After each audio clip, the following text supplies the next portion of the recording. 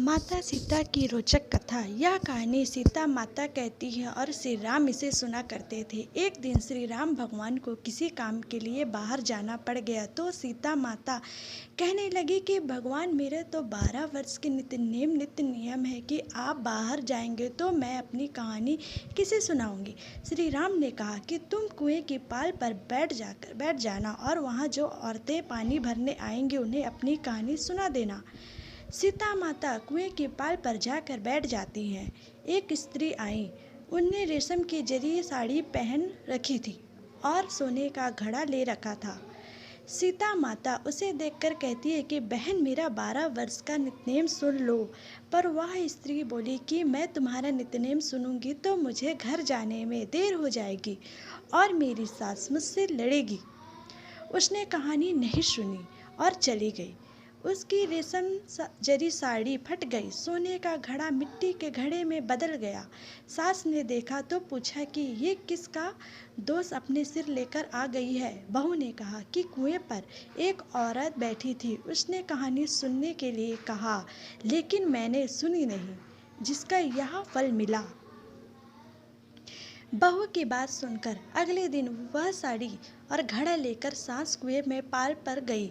सास को वही माता सीता बैठी मिली तो माता सीता ने कहा कि बहन, मेरी कहानी सुन लीजिए। सास बोली कि एक बार छोड़, मैं तो 4 बार कहानी सुनूं। रसोई जियो राम, माखन मिश्री खाओ राम, दूध बतासा पियो राम, सूत के पलका मोटो राम, साल दुसाला पोठो राम, साल दुसाला ओढ़ो राम, जब बोलूं जब राम ही राम, राम सवेरे सबके काम, खाली घर भंडार भरेंगे, सबका बेड़ा पार करेंगे, श्री राम जय जय राम। सास बोली कि बहन, कहानी तो बहुत अच्छी लगी। कहानी सुनकर सास घर चली गई और उसकी साड़ी फिर से रेशम जरी की बन गई। मिट्टी का घड़ा फिर सोने के घड़े में बदल गया। बहू कहने लगी, सासू माँ, आपने ये सब कैसे किया।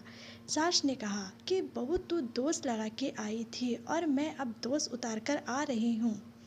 बहू ने फिर पूछा कि वह कुएं वाली स्त्री कौन है। सास बोली कि वे सीता माता थी। वे पुराने से नया कर देती हैं, खाली भर में भंडार भर देती हैं। वह लक्ष्मी जी का वास घर में कर देती है, आदमी की जो भी इच्छा हो उसे पूरा कर देती है। बहू बोली कि ऐसी कहानी मुझे भी सुना दो। सास बोली कि ठीक है, तुम भी सुनो। और सास ने कहानी शुरू की।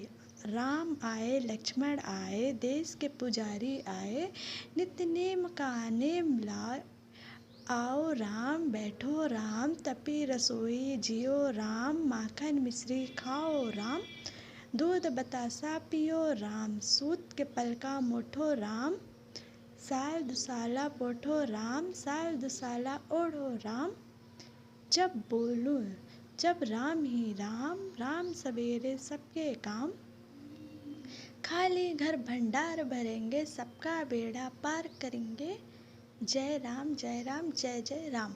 राम कहानी सुनकर बहू बोली कि कहानी तो बहुत अच्छी है। सास ने कहा कि ठीक है, इस कहानी को रोज कहा करेंगे।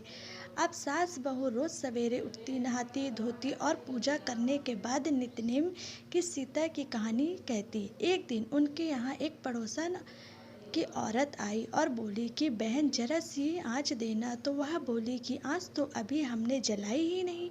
पड़ोसन ने कहा कि तुम सुबह 4 बजे से उठकर क्या कर रही हो। फिर उन्होंने कहा कि सुबह उठकर हम पूजा करते हैं, फिर सीता माता की नित्यनेम की कहानी कहते हैं।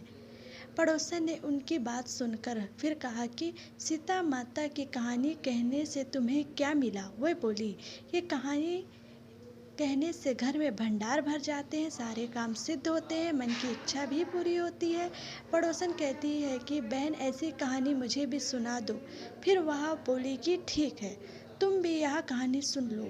राम आए, लक्ष्मण आए, देश के पुजारी आए, नित्यनेम का नेम लाए, आओ राम बैठो राम। सारी कहानी सुनने के बाद पड़ोसन कहने लगी, बहन, कहानी तो मुझे बहुत अच्छी लगी। अब वह पड़ोसन भी नित्यनेम सीता माता की कहानी कहने लगी।